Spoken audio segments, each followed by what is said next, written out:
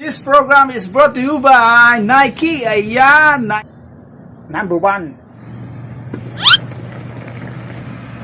Kainin natin ang Dinorado Rice. Gawa ng Farm Boy. Ayan. Wow! Ito yung sinasabi ko na kahit kanin lang ay napakalami kayo. Ayan. Oh. Sarap. Malagkit, malinamnam. Kahit anong ulam partner mo dito ay talagang namang napakasarap ng Dinorado Rice. Kain na sis. Kahit ito lang ulam. Simpleng ulam lang ito. Tingnan mo. Ayan lang ang aming ulam. Dilata na may itlog. Kahit ito lang na saging ang ulam, pwede na yan sa kanin. Sarap na ng kain ko niyan. Tignan nyo ito ha. Wow! Pwede na yan. Ito sis, kain ka. Lalo na kung gusto nyo mag-diet, pwede na to. Basta masarap na kanin. Talaga namang kahit ano yung partner mo ulam ay pwede na. Standing.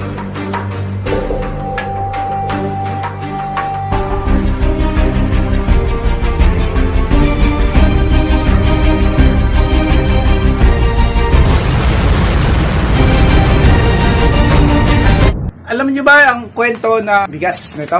Kung saan nanggaling? Siguro hindi niyo pa alam. So marami na itong pinagdaanan lugar kung saan nakarating. Pero ang pinaka-point ko is ang bigas talaga ay nanggaling sa palay! Walang iba syempre sa palay. Itinanim ng magsasaka, tubo, hanggang sa mamunga, hanggang sa naging bigas. Inilagay sa gilingan at naging bigas ang palay. Kaya nandito na sa atin ang Farm Boy. Ayun. Alaga tayo ng Farm Boy. Galing sa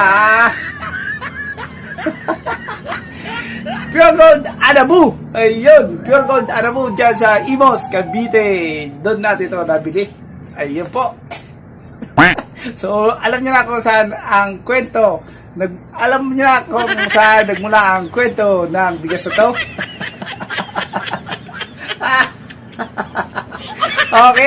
Okay, tuloy na ang kwento.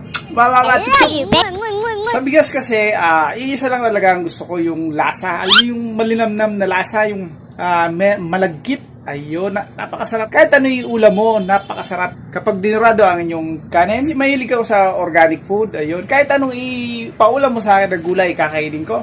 Kahit ito lang ang ulam ko, pwede na saging. Kahit kangkong, ayan.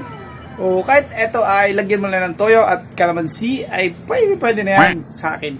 Paghaluin mo yung dalawa na to at ang saging ay pwede na sa akin. Hindi ako marati sa ulam, pero sa bigas talaga. Number one, ang gusto ko sa bigas, yung pinakamasarap at malinamnam na malagkit na panglasa ay eto lang, si Farm Boy Dinorado.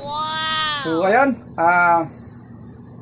kahit man lang sa bigas ay makabawi tayo, kahit naghihirap tayo, kahit napakahirap ng pinagdadaanan natin ngayon na pandemic, ay talaga namang hindi ko talaga tinitiis yung pagkain ko sa bigas dahil kahit nga medyo may kamahalan siya. Talaga namang ito lang ang binibili ko, Farm Boy Dinorado Rice. So, yun na nga, pagdating talaga sa ulam, wala akong pinipili. Kahit anong ulam ay kakainin ko. Wag lang talong. Wag lang talong. Ayoko ng talong na basta ayoko ng talong. Hindi ko gusto yung lasa ng talong. Ayun. Yun lang sa gulay. Sa isda, lahat naman kinakain ko. Sa karne, wala namang pinipili sa karne. Lahat naman kinakain ko. Pero sa pagdating talaga sa bigas, ay talaga namang paninindigan ko. Ang lasa ng bigas ng Dinorado ay talaga namang napakalinamnam. Kahit konting ulam mo lang ay marami ang makakain mo sa bigas na to dahil napakasarap ng lasa. Lami kaayo, dude. I love you, baby. Ito yung ayot na pero at nagpapaalala na kumain ng masarap at masustansya pagkain para mabuhay ng malusog at malakas. Alagaan ang sarili. Ayun, mag-exercise palagi. Mama, chup-chup. No.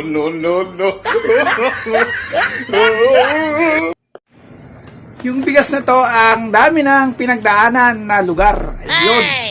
Kung saan na nakarating to. Nakarating na to ng Palapala, bundok ng Dasma, karating na ng Imos. Alam niyo ba kung saan ko nabili to? Ayun, doon natin to nabili sa Pure Gold Arabu, Imos, Cavite. Ayun, doon natin nabili ang bigas na to. Sinakay ko pa to sa kalabaw. Yung aming kalabaw. Ayan. Galing ko to sa bundok. Kaya nasa sako kasi sinakay ko sa aming kalabaw. Ayun. Ayun. Joke lang naman. So bubuksan natin at isasayang na natin dahil pagdating kayo sa bigas, sobrang arte ko sa bigas. Ayoko ng bigas na magaspang, ayoko ng mabaho, ayoko ng marumi. Basta ayoko sa lahat yung lasa. Kasi sa lasa nagkakatalo yung mga bigas. Ayun. So, ayan, nakasako ko siya.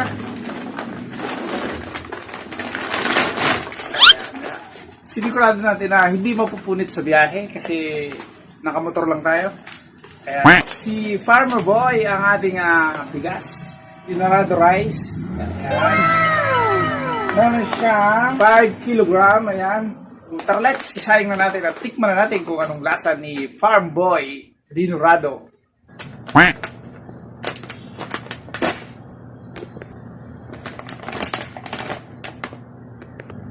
So ayun, mag-isa lang naman tayo dito sa bahay kaya konti lang ang ating sasaingin ngayong araw. Ayan, wala tayong bisita. Ayun, hindi nakarating ang bisita. Na-traffic sa EDSA. Ayan. Kaya mag-isa lang tayong kakain. Ayan sasayang na natin. Wow! Kainin natin ang Dinarado rice. Gawa ng Farm Boy. Ayun. Ito na. Ito yung sinasabi ko na kahit kanin lang ay napakalabi kayo. Ayan. Sarap. Malagkit, malinamnam. Kahit anong ulam partner mo dito ay talaga namang napakasarap ng Dinarado rice. Kain na sis. Kahit ito lang ulam, simpleng ulam lang ito. Tingnan mo. Ito lang ang aming ulam. Dilata na may itlog. Yan sis. Tapos ito, anong nili nyo? Chicken. Maanghang yan. Sis, Kahit ito lang ulam nyo. Ako, kuha ka na sis. kahit ito lang ang ulam ko talaga namang sarap ng kaya ko kapag Dinarado rice ang ating bigas. Talagang maraming maubos na kanin kapag Dinarado ang inyong Sis, bigas. ang ganda mo. Sarap. Talagang mapaparami ang inyong kain kapag Dinarado ang inyong kinain. Oh. Ano pa inaantay nyo? Try nyo na bumili ng Dinarado rice. Ano? At mapapasarap ang inyong pagkain. Wow! Kahit ito lang na saging ang ulam, pwede na yan sa kanin. Sarap na ng kain ko niyan. Tignan nyo ito ha.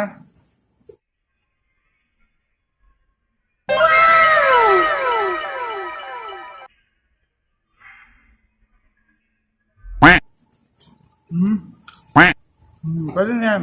Ito sis, kain ka. Lalo na kung gusto niyo mag-diet, pwede na to. Wow! Basta masarap na kanin. Talaga namang kahit ano yung partner mo ulam ay pwede na. Standing ovation kayo. Kanyan. This program is brought to you by Nike. Ay paboritong brand ay number 1. So ayun, parang awa nyo na Nike. Ayan, wala na tayong sapatos. Luma na. Naluma na. Ayan, wala na tayong pa-jogging. Ayan, sana naman maawa naman kayo. Wala na to. Ayan sira na yung kanyang spike. Ayan, wala na spike. Parang awa nyo na mag-December na. Wala akong pa-jogging. Sana naman mapansin tayo ng Nike dahil paborito talaga natin na brand ay Nike. Dahil ang sapatos na Nike ay napakalambot, i-jogging ay napakagandang gamitin sa pang-exercise ang sapatos na Nike. Sa t-shirt naman ay napaka-smooth. Wow! Siyempre, iba ang dating kapag Nike ang iyong suot na sombrero. Ayun, di ba? Puging-pugi ang dating. Ayun, oh. Oh. Ayun, oh. Parang rapper lang na hilaw. Ayan. So, thank you sa Nike dahil wala lang tayong Nike. Dapat ang suit ko ngayon ay nakasando na Nike. Pero nawala ang aking sando, ayun, malungkot na problema, malungkot na pangyayari, ayun, nawala ang aking sando na paboritong Nike, kulay red. Ayun, kung napapanood nyo sa aking mga vlog, kulay red ang aking suot. Sana naman, mahawa kung sino man na nakakita ng Nike ko na red na sando, ayun, napakainit. Gusto ko lang magsando sana habang nagbablog ngayon. Subalit, ayun! Subalit, napakalupit ng tadhana na wala nga aking Nike. Sana naman mapasin tayo ng Nike dahil palagi tayo namimili ng Nike. Diyan sa Landmark, ayan, palagi tayo nandyan. Namimili tayo ng sapatos diyan sa Landmark Makati. The best, ang Nike.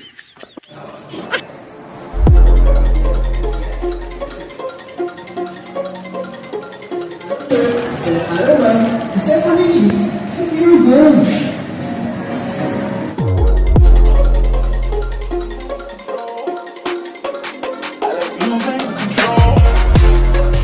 I like losing control.